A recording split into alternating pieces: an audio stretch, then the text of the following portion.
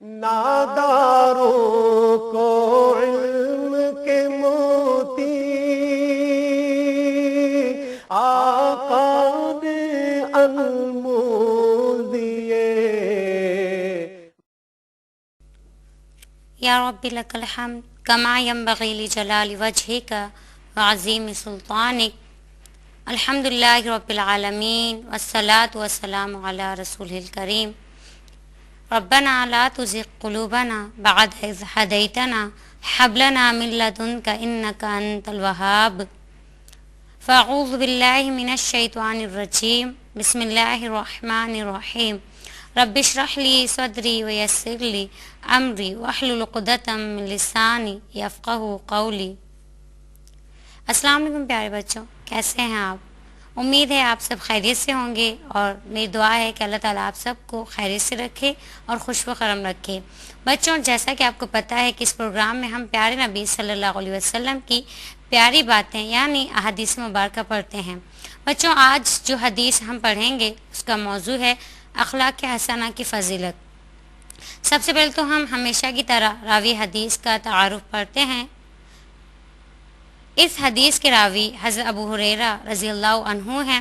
جیسا کہ میں نے آپ کو پہلے بھی بتایا تھا کہ حضرت ابو ہریرہ ان کا لقب تھا، اصل میں ان کا نام حضرت عبد الرحمن بن سخردوس تھا، اور سب سے زیادہ حضرت عائشہ کے بعد آپ صلی اللہ علیہ وسلم سے حضرت ابو ہریرہ ہی ہیں وہ صحابی جن سے بہت زیادہ احادیث مروی ہیں، اور انہوں نے سن 7 ہجری میں اسلام قبول کیا اور آپ صلی اللہ علیہ وسلم کی خدمت اقدس میں رہے، اور حدیث کے بڑے راویوں میں آپ کا شمار ہوتا ہے۔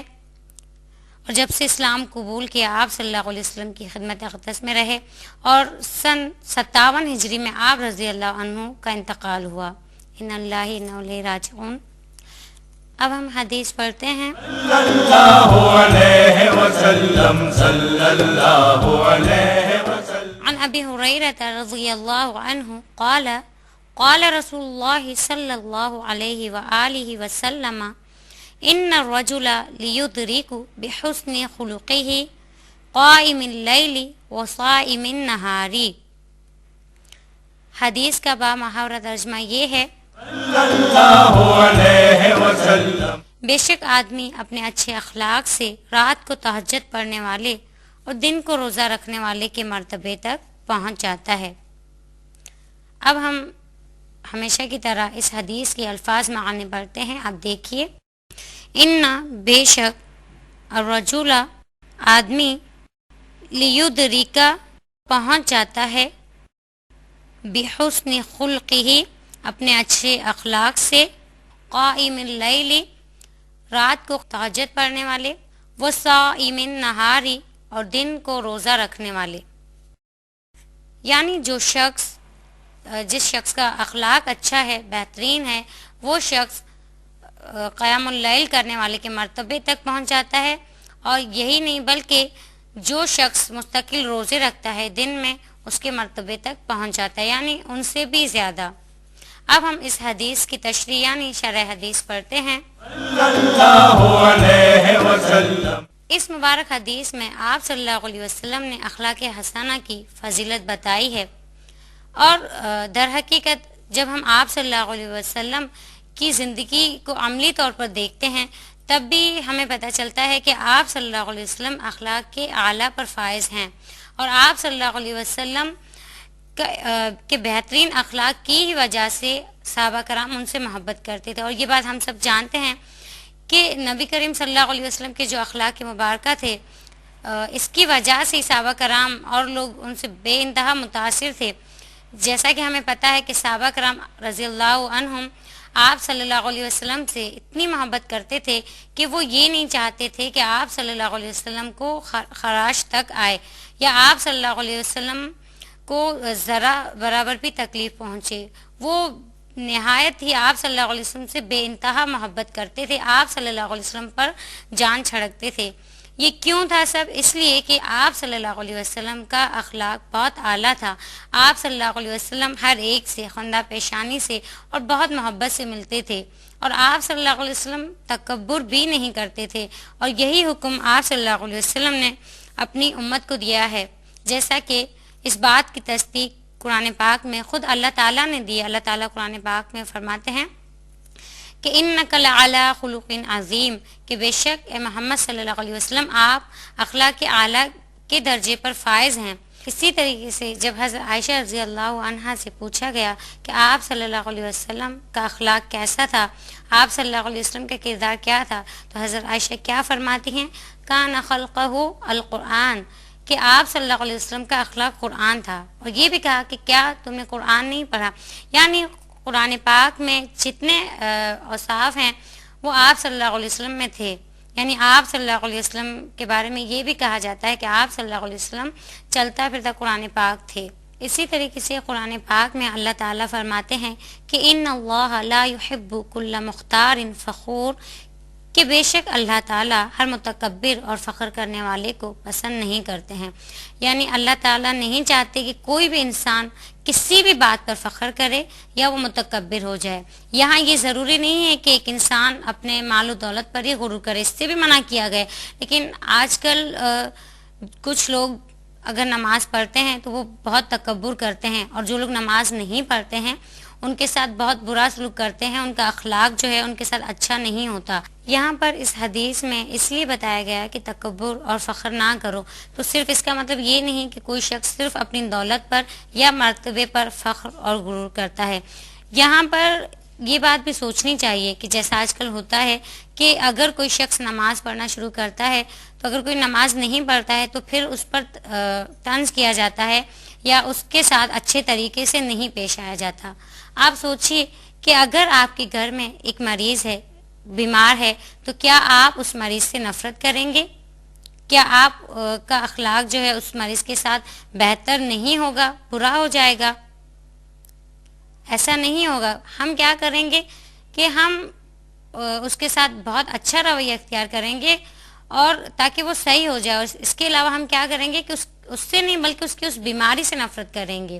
جس طریقے سے ایک بیمار انسان قابل ترس اور قابل ہمدردی ہے، اسی طریقے سے ایک ایسا انسان جو نماز نہیں پڑھتا یا گناہوں میں مبتلا ہے وہ بھی قابل ترس اور قابل ہمدردی ہے. اگر ایسا ہوتا تو آپ صلی اللہ علیہ وسلم بھی بہت برا سلوک کرتے ان لوگوں سے، کفار سے، کہ جو ایمان نہیں لائے تھے. آپ صلی اللہ علیہ وسلم کے اخلاق اعلیٰ ہی کی وجہ سے آج اسلام اتنا پھیلا ہے. اور ایک حدیث میں بھی آپ صلی اللہ علیہ وسلم نے یہ کہا ہے کہ لا يدخل الجنت من کان فی قلبہ مثقال ذرۃ من کبر، کہ جنت میں داخل نہیں کیا جائے گا وہ شخص جس کے دل میں ذرہ برابر بھی کبر ہوگا. دیکھیے کتنی بڑی وعید سنائی گئی کہ وہ شخص جنت میں داخل ہی نہیں کیا جائے گا کہ جس کے اندر ذرہ برابر بھی تکبر یا غرور ہو. حالانکہ آپ صلی اللہ علیہ وسلم نے ایک حدیث مبارک میں تمام امت مسلمہ کو خوشخبری دی اور آپ صلی اللہ علیہ وسلم نے کہا کہ تمام مسلمان جنت میں جائیں گے، تمام کلمہ کو جنت میں جائیں گے. پھر آپ صلی اللہ علیہ وسلم نے کہا سوائے اس کے جو خود انکار کرے. صحابہ کرام نے کہا کہ اللہ کے نبی صلی اللہ علیہ وسلم جنت میں جانے سے کون انکار کرے گا؟ تو اللہ کے نبی صلی اللہ علیہ وسلم نے کہا کہ جو شخص اللہ تعالیٰ کے احکامات کو نہیں مانتا ہے اور اس کے نبی کے، یعنی آپ صلی اللہ علیہ وسلم نے کہا کہ میرے احکامات نہیں مانتا ہے، تو وہ خود انکار کر رہا ہے کہ میں جنت میں نہیں جاؤں گا. دیکھیے کتنی بڑی سوچنے کی بات ہے کہ تمام امت مسلمہ کو خوشخبری دے دی گئی کہ تمام امت مسلمہ جنتی ہے. اچھا اس سے ایک یہ بھی بات، جیسا کہ میں ابھی آپ سے کہہ رہی تھی کہ کسی کے اوپر طنز نہیں کرنا چاہیے. اگر ہم نیک عمل کرتے ہیں تو اپنے لیے کرتے ہیں، اور ہاں اگر ہم یہ چاہتے ہیں کہ اگر ہمارے دل میں واقعی خلوص ہے، اللہ تعالیٰ کی محبت ہے اور ہم اس کی محبت کے حوالے سے یہ چاہتے ہیں کہ تمام انسان نیک عمل کرنا شروع کر دیں، تو ہمیں کیا چاہیے کہ اپنے اخلاق سے، اپنے بہترین اخلاق سے، آپ صلی اللہ علیہ وسلم کو فالو کرتے ہوئے ہم ان تمام لوگوں کے ساتھ اچھا سلوک کریں، تاکہ وہ لوگ ہمارے کردار کو دیکھ کر ہی ایمان کی طرف، نیکی کی طرف آ جائیں، ایمان والے بن جائیں. جیسا کہ آپ صلی اللہ علیہ وسلم کا کردار مبارک کیا تھا کہ صحابہ کرام آپ صلی اللہ علیہ وسلم کی خاطر اپنی گردنیں تک کٹوانے کے لیے تیار تھے. یہ سب کیوں تھا؟ یہ اس لیے تھا کہ آپ صلی اللہ علیہ وسلم کا اخلاق نہایت اعلیٰ تھا. جیسا قرآن پاک میں بھی اللہ تعالیٰ نے کہا ہے کہ انک لعلی خلق عظیم. ظاہری بات ہے جس بات کی گواہی اللہ تعالیٰ دے رہے ہیں تو وہ بات کتنی پرفیکٹ ہوگی. اور پھر ہمیں آپ صلی اللہ علیہ وسلم کو اسوہ حسنہ بنانے کا حکم دیا گیا کہ آپ صلی اللہ علیہ وسلم کو فالو کرتے ہوئے ہمیں بھی آپ صلی اللہ علیہ وسلم ہی کی طرح اپنا اخلاق بہترین بنانا ہے، لوگوں کے ساتھ اچھا برتاؤ کرنا ہے۔ یہی بات کہ اگر ہم چاہتے ہیں کہ اور لوگ بھی ایمان لے کر آئیں تو ہمیں سب سے پہلے اپنے آپ کو دیکھنا ہوگا، اپنا اخلاق بہترین بنانا ہوگا۔ آپ صلی اللہ علیہ وسلم کا طریقہ بھی یہی تھا، کیونکہ آپ صلی اللہ علیہ وسلم کی وجہ سے آج ہمارے لیے اتنی مشکل نہیں ہے، لیکن آپ صلی اللہ علیہ وسلم نے تو کفار کے سامنے دین پیش کیا تھا۔ انہوں نے آپ صلی اللہ علیہ وسلم کی کتنی مخالفت کی، کتنا آپ صلی اللہ علیہ وسلم کو ستایا، لیکن بالآخر آپ صلی اللہ علیہ وسلم کے اخلاق اعلیٰ کی وجہ سے وہ ایمان لے کر آئے، اور آج یہی وجہ ہے کہ پوری دنیا میں مسلمان پھیلے ہوئے ہیں تو آپ صلی اللہ علیہ وسلم ہی کی وجہ سے۔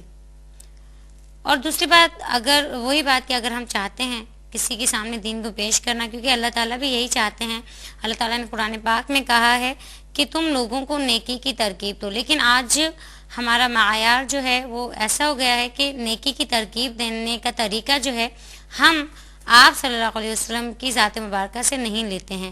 اصل میں جیسا کہ آپ صلی اللہ علیہ وسلم نے ایک حدیث میں یہ کہا ہے کہ مومن کے لیے آئینہ ہے۔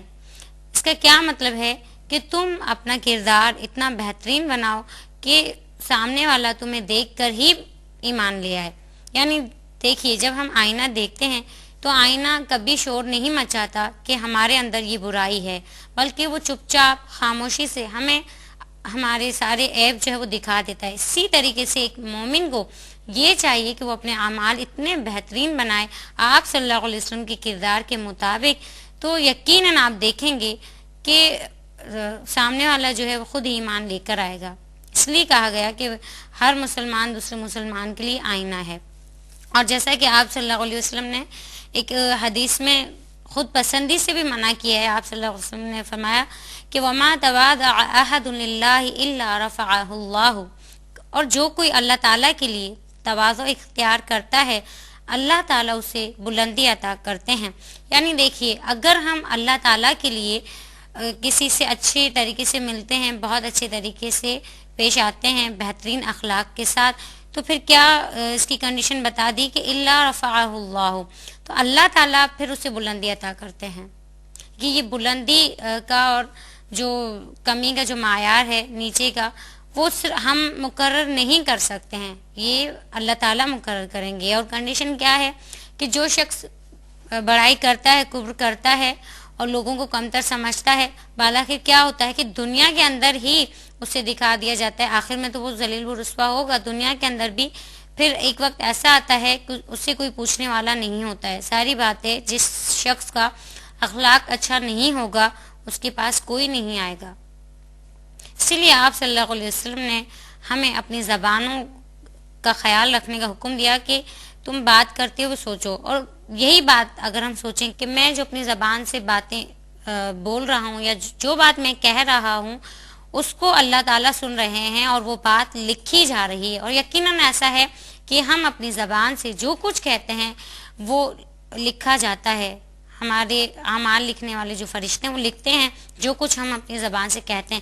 اگر ہم یہ بات سوچ لیں گے تو یقیناً ہمارے بہت سارے اعمال بہترین ہو جائیں گے اور ہمارا اخلاق بھی اچھا ہو جائے گا۔ اگر ہم یہ سوچیں گے کہ میں جو کچھ بول رہا ہوں وہ اللہ تعالیٰ سن رہے ہیں اور وہ اس کو لکھا جا رہا ہے، اس لیے ہمیں ہر ایک سے اچھے طریقے سے بات کرنی چاہیے اور اچھے طریقے سے پیش آنا چاہیے، جیسے کہ اللہ تعالیٰ نے معیار مقرر کیا ہے کہ جو کوئی اللہ تعالیٰ کے لیے جھکتا ہے، تواضع اختیار کرتا ہے، تو اللہ تعالیٰ پھر اس کو بلند درجہ عطا کرتے ہیں۔ اور دیکھیے، درجات کا مسئلہ تو رب العالمین کے ہاتھ میں ہی ہے، ہمارے ہاتھ میں نہیں ہے، بلکہ ہمیں تو یہ دعا کرنی چاہیے کہ قرآن پاک میں جیسا کہ اللہ تعالیٰ نے یہ دعا ہمیں سکھائی ہے، وَمَا تَوْفِيقِي إِلَّا بِاللَّهِ عَلَيْهِ تَوَكَّلْتُ وَإِلَيْهِ أُنِيبُ، کہ مجھ میں اتنی توفیق نہیں ہے، یعنی نیکی کرنے کی مجھ میں اتنی استطاعت نہیں ہے، الا باللہ، سوائے اللہ تعالیٰ کی کہ اللہ تعالیٰ مجھے طاقت عطا کریں، علیہ توکلت، میں نے اسی پر توکل کیا، وَإِلَيْكَ الْأُنِيبُ، اور مجھے اسی کی طرف لوٹنا ہے۔ یعنی جب ہم میں سے ہر ایک یہ سوچے گا کہ ہمیں اللہ تعالیٰ کی طرف لوٹنا ہے، اللہ تعالیٰ کو جواب دینا ہے ہمیں، تو تو یقیناً ہمارے سارے اعمال خود بخود ٹھیک ہو جائیں گے. اور جیسا کہ میں نے کہا کہ لوگوں کو اپنے سے کمتر نہیں سمجھنا چاہیے، چاہے دنیاوی لحاظ سے آپ کو کتنا ہی بلند مرتبہ کیوں نہ دے دیا گیا ہو. جیسا کہ فرمان الہی ہے کہ یا ایھا الذین آمنوا لا یسخر قوم من قوم عسى ان يكونوا خيرا منهن ولا نساء من نساء عسى ان يكن خيرا منهن. اللہ تعالیٰ فرماتے ہیں کہ اے ایمان والو، تم ایک دوسرے کے مذاق مت اڑاؤ. جیسا کہ آج کل ہوتا ہے، کسی کو کمتر سمجھ کر اس کا پھر تمسخر کیا جاتا ہے، اس کا مذاق اڑایا جاتا ہے. اس بات پر اللہ تعالیٰ کہتے ہیں یا ایھا الذین آمنوا. دیکھیے یہاں پر یہ بھی کہا جا سکتا تھا کہ یا ایھا الناس. قرآن پاک میں بہت ساری جگہوں پر یا ایھا الناس کا لفظ استعمال ہوا ہے، لیکن یہاں پر یہ کہا جا رہا ہے کہ یا ایھا الذین آمنوا. اللہ تعالیٰ یہاں کفار سے مخاطب نہیں ہیں بلکہ مسلمانوں سے مخاطب ہیں، اور یہ کہہ رہے ہیں کہ اگر تم، یعنی اس کا مطلب یہ کہ اگر تم اپنے آپ کو ایمان والا کہتے ہو، اپنے آپ کو مسلمان کہتے ہو، تو پھر تم میں سے کوئی کسی کا مذاق نہ اڑائے، کسی کا تمسخر نہ کرے. پھر آگے کیا کہا، کتنی بہترین بات اللہ پاک نے کہی، شاید کہ وہ تم سے بہتر ہو. اور اس کے بعد یہ بھی کہا گیا اور نہ عورتیں ایک دوسرے کا مذاق اڑائیں، شاید کہ وہ ان سے بہتر ہوں.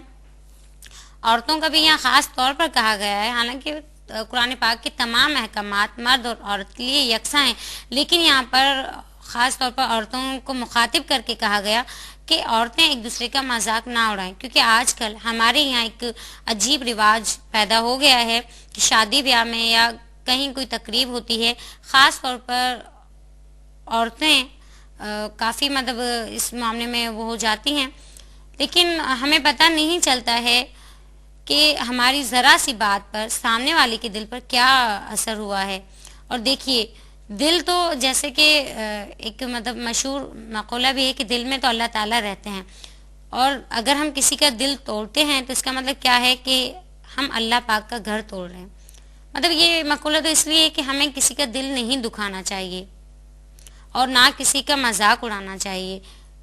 اور اس کے بعد یہ کہا گیا کہ وَلَا تَلْمِزُوا أَنفُسَكُمْ، اور نہ تم ایک دوسرے پر عیب لگاؤ. خاص طور پر عیب لگانے سے منع کیا گیا، کیونکہ بعض لوگوں کی عادت ہوتی ہے کہ کچھ لوگوں میں اگر اللہ نہ کرے کوئی عیب ہو، حالانکہ عیب تو ہوتا نہیں ہے، لیکن بعض لوگوں کی عادت ہوتی ہے کہ پھر اس کو اسی نام سے چھیڑنے لگتے ہیں کہ تمہارے اندر یہ ہے، تمہارے اندر یہ، اور اس بات کو پھر پھیلاتے بھی ہیں. تو اللہ پاک نے اس سے منع کیا، کہا کہ وَلَا تَلْمِزُوا أَنفُسَكُمْ. اور ایک آیت میں تو یہ بھی کہا کہ بئس الاسم الفسوق بعد الایمان، یعنی کہ ایمان کے بعد برا نام جو ہے فسق ہے. یعنی اگر تم ایمان لے کر آئے ہو تو اپنے کسی مسلمان بھائی پر عیب نہ لگاؤ اور اس کو برے نام سے نہ پکارو. کہا گیا کہ تمام مسلمانوں کو اب اچھے ناموں سے پکاریے. دیکھیے اگر آج ہمیں کوئی اگر ہمارا عیب گردانے گا تو کیا وہ ہمیں اچھا لگے گا؟ نہیں، بلکہ ہم دل بھی وہ ہوگا ہمارا، اور دوسری بات کہ اس کے بارے میں بغض پیدا ہو جائے گا. اسی لیے اللہ تعالیٰ چاہتے ہیں کہ تمام مسلمان آپس میں بہترین طریقے سے رہیں، ان کا اخلاق بہترین ہو. وہ نہ مرد نہ عورتیں ایک دوسرے کا مذاق نہ اڑائیں، نہ وہ ایک دوسرے پر عیب لگائیں کہ تمہارے اندر یہ خامی، تمہارے اندر. آپ سوچئے کہ تمام انسان کو کس نے پیدا کیا ہے؟ سب کا جواب یہ ہوگا کہ اللہ تعالیٰ نے. یقیناً تو اگر ہم کسی انسان پر عیب لگا رہے ہیں تو ہم اس انسان کو نہیں بلکہ اس کے پیدا کرنے والے کو کہہ رہے ہیں.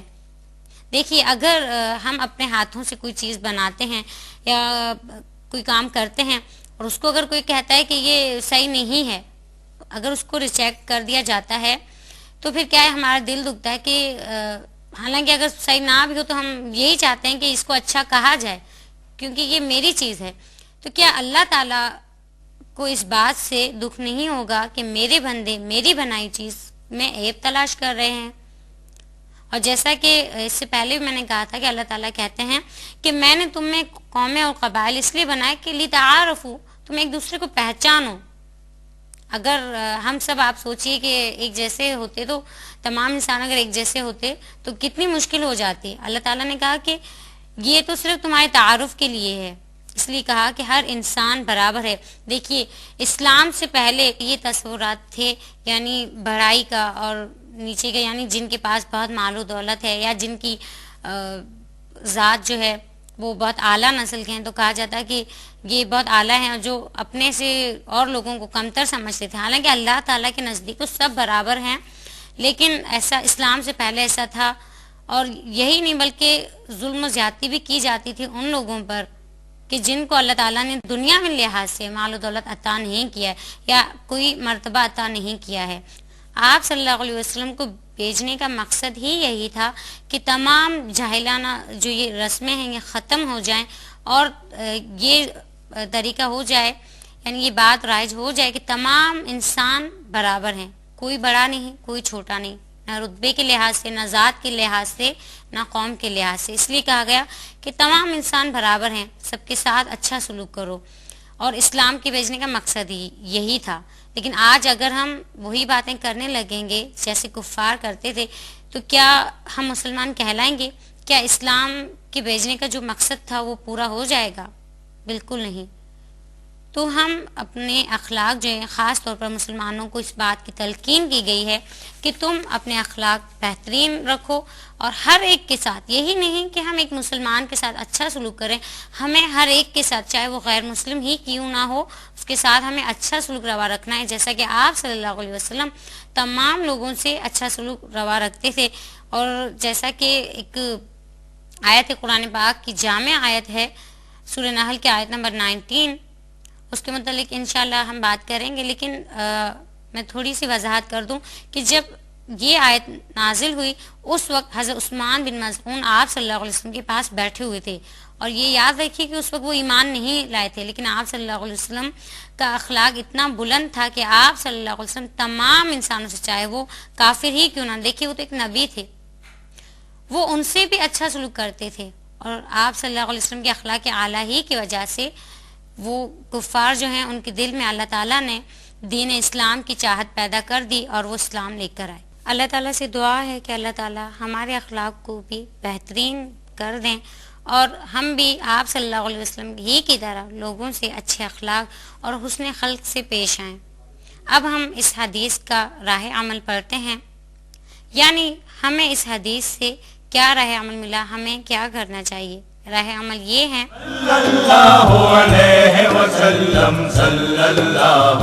اچھے اخلاق والے کی فضیلت و مرتبت کو جانتے ہوئے اسے اپنانا چاہیے. نمبر 2، اچھے اخلاق والا رات کو تہجد پڑھنے والے اور دن کو روزہ رکھنے والے کے مرتبے تک پہنچ جاتا ہے. نمبر 3، اسلامی معاشرے کی بقا اخلاق حسنہ اپنانے میں ہے. نمبر 4، ہمیں حقوق العباد کو احسن طریقے سے ادا کرنا چاہیے. اور یہ بات یاد رکھنی چاہیے کہ اخلاق حسنہ کا جو مسئلہ ہے وہ حقوق العباد میں سے ہے، یعنی ہم اللہ تعالیٰ کے بندوں سے اچھے طریقے سے پیش آئیں، جیسا کہ آپ صلی اللہ علیہ وسلم نے اس حدیث میں نہایت بہترین بات کی ہے کہ بے شک آدمی اچھے اخلاق سے رات کو تہجد پڑھنے والے اور دن کو روزہ رکھنے والے کے مرتبے تک پہنچ جاتا ہے. اور آپ اس بات کو کمتر نہ جانیے گا کہ قیام اللیل کرنے والا جو ہے اس کے رتبے سے بھی اخلاق کے مرتبے پر جو فائز ہے وہ زیادہ ہو جاتا ہے. آپ سوچئے کہ قیام اللیل کرنے والا اللہ تعالیٰ کے کتنے نزدیک ہوتا ہے. اور آپ صلی اللہ علیہ وسلم نے ایک حدیث قدسی میں یہ بھی کہا ہے کہ قیام اللیل جو شخص کرتا ہے، یعنی رات کو جو شخص تہجد پڑھتا ہے، تو اللہ تعالیٰ اس کے بارے میں کہتے ہیں کہ میں چاہتا ہوں میں اس بندے کی تمام دعائیں قبول کر لوں، یعنی یہ بندہ مجھے بہت اچھا لگتا ہے. اسی طریقے سے دن کو جو شخص روزہ رکھتا ہے تو وہ بھی اللہ تعالیٰ کو بہت محبوب ہے، وہ شخص جس نے اپنی تمام خواہشات نفسیات اللہ تعالیٰ کی خاطر ختم کی ہیں. تو کتنی بڑی بات کہی گئی کہ یہ کرنے سے آپ اخلاق حسنہ یعنی کرنے سے آپ ان دونوں کے درجے تک پہنچ جائیں گے. اللہ تعالیٰ سے دعا ہے کہ اللہ تعالیٰ ہمیں اخلاق حسنہ پر عمل کرنے کی توفیق عطا فرمائے. جانے سے پہلے آپ ایک بار ہمارا ای میل ایڈریس دیکھ لیجئے، اسکرین پر جو ہمارا ای میل ایڈریس دیا جا رہا ہے اس پر آپ اپنا فیڈ بیک دیجیے گا. اس کے ساتھ ہی مجھے اجازت دیجیے.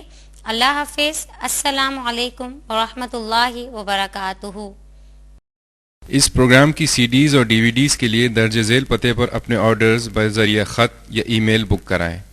Incharge QTV D120 site Karachi Pakistan. Email address qcampus@arydigital.tv. ناداروں کو علم کے موتی آقا نے انمول دیے. اللہ اللہ اللہ اللہ اللہ جمیل ویحب الجمال. اللہ خوبصورت ہے اور خوبصورتی کو پسند فرماتا ہے.